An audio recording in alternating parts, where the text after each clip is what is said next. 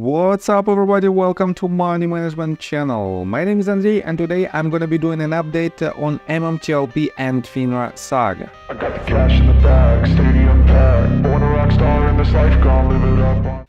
And on today's video guys, I will show you several news that is really important for the community. I will show you a new authority that potentially was involved in the resolution, in the process of seeking the resolution of our issue for at least 6 months, and on top of that I will show you an amazing results from our headliners in regards to the conversation in between MMTLP community and Congress members. And on top of that guys, I will show you a new Congress letter directly related to our story, and I will show you what should you do in order to transfer your shares to AST. So, and before we dive deep into all of this, guys, please hit the like button for YouTube algorithm.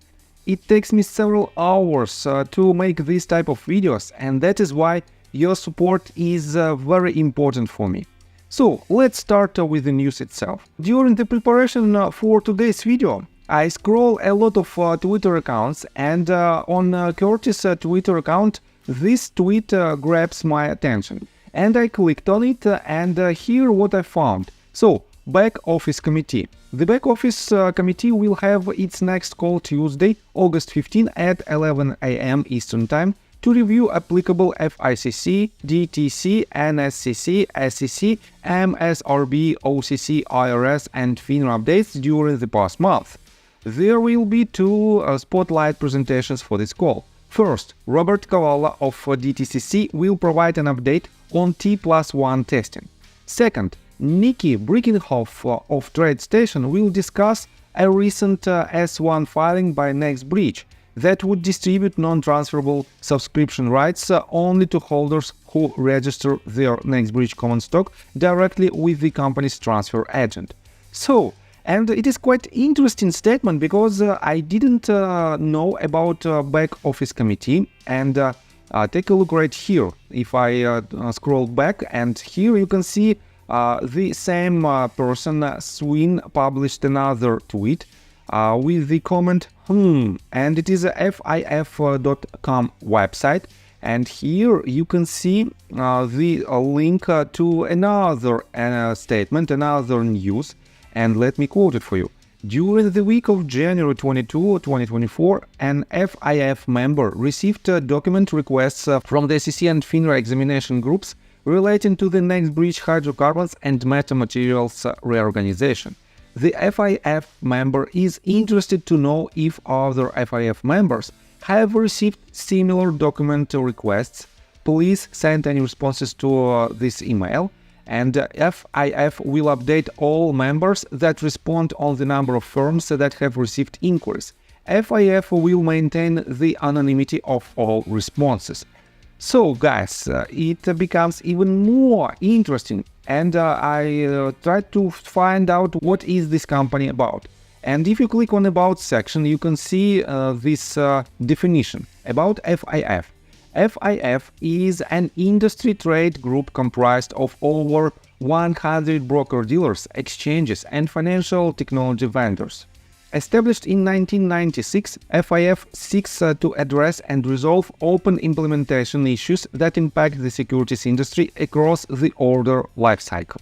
FIF working groups provide our members with a collaborative environment to discuss critical issues amongst a broad range of subject matter experts. The open communication and sharing of industry best practices fostered by FIF helps our members gain a better understanding of the implementation impact of new initiatives and assists in their development of cost-effective solutions. FIF frequently informs the regulators of the implementation impact of new initiatives and offers alternative solutions through formal comment letters and in-person meetings. So, quite interesting definition. And guys, take a look right here. Christian Shaughnessy wrote this tweet 13 hours ago. MMTLP. FIF seems to be very concerned about this. Could it be worried some of its members have a very large unsettled short position? FIF is an industry trade group comprised of over 100 broker-dealers, exchange and financial technology vendors. So it is a part of their definition. And here is the announcement of their meeting that I just read to you. And guys, potentially it might be something big. And let me show you what did, for example, Mark Basile respond to this. He said, sounds nefarious and clandestine, certainly not in the public purview. On top of that, he wrote this, sounds like the SEC and FINRA are starting to do their jobs. And guys, to be honest, I didn't know about this company, I didn't know about FIF, and that is why all of their activities, and by the way, take a look right here. If you click again on the first tweet that you can find right here, and here is the link. Here is the link to the results, to the search results with the search keyword next breach. And you can see there's 13 results that basically started from the second half of 2023. And guys, it is quite interesting that these results were completely hidden from our community.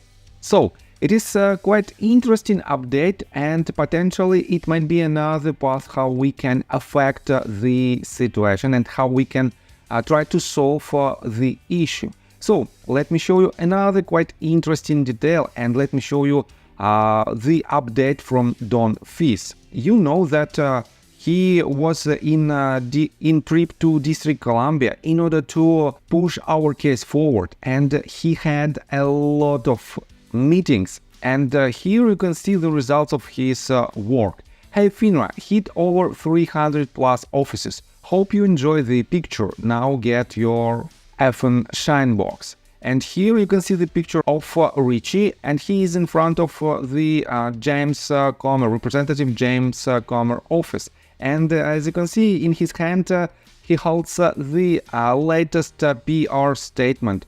And I covered it in details in my yesterday's video. And this PR statement is a real bombshell. And that is why, guys, I want to give a huge shout out to Don Fis, to Richie, because he's done a lot to our community, and he's basically a golden person in our community.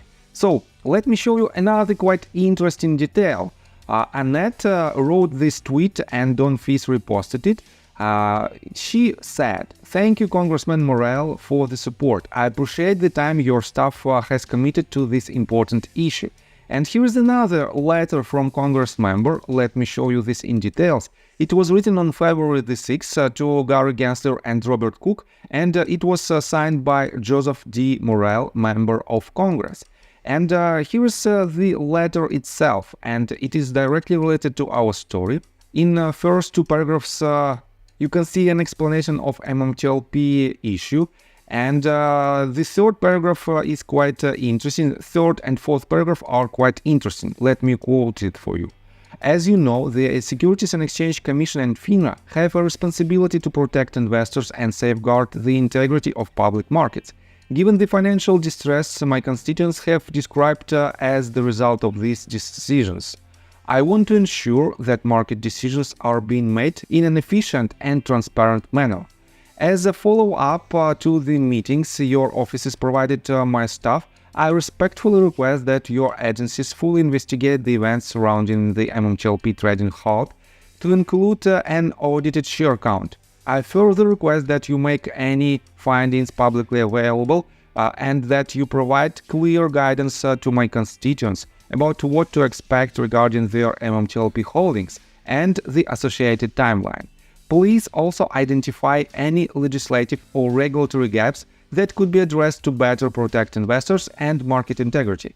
Thank you for your attention to this matter, and I look forward to your timely response.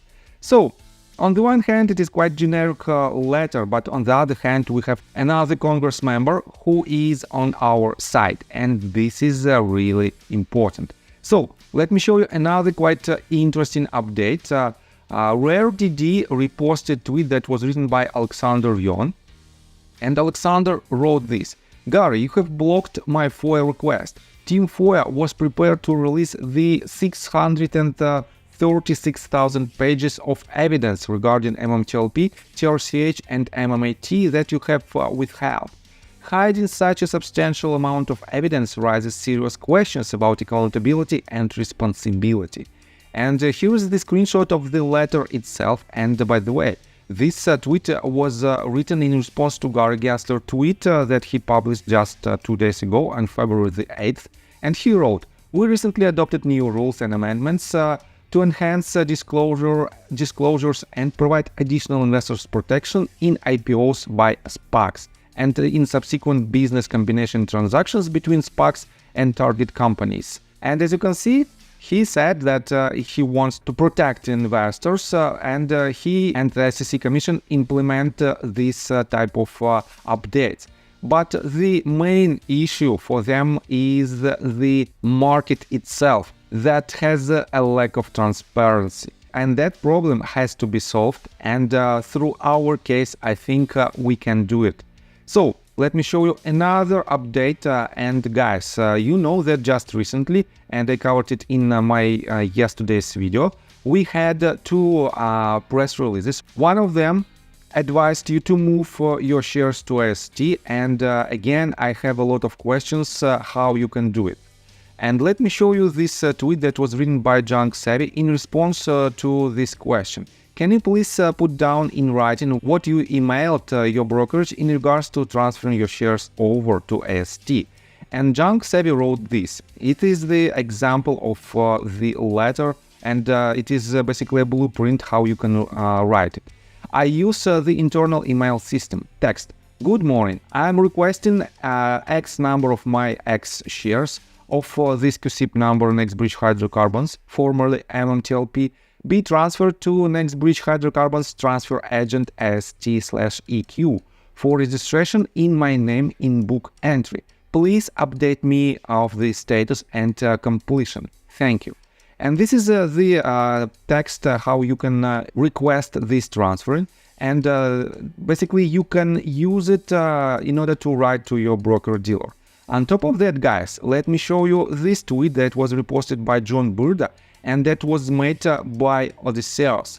And he made a very thorough due diligence in regards to the MMTLP saga, but he explains a lot from the risks and from the foreign broker dealer. And I have to admit that this tweet is quite long. And guys, if you want to know more about the issue from the so-called outside US investor, definitely you have to read this post, and you can find it on John Burda's Twitter account. And this tweet was made by Odysseus. His Twitter account is Investing Otis. So I think that's all information that I want to provide you. If you like my video, please hit the like button and subscribe to my channel with notification bell. And see you guys and girls next time. Bye.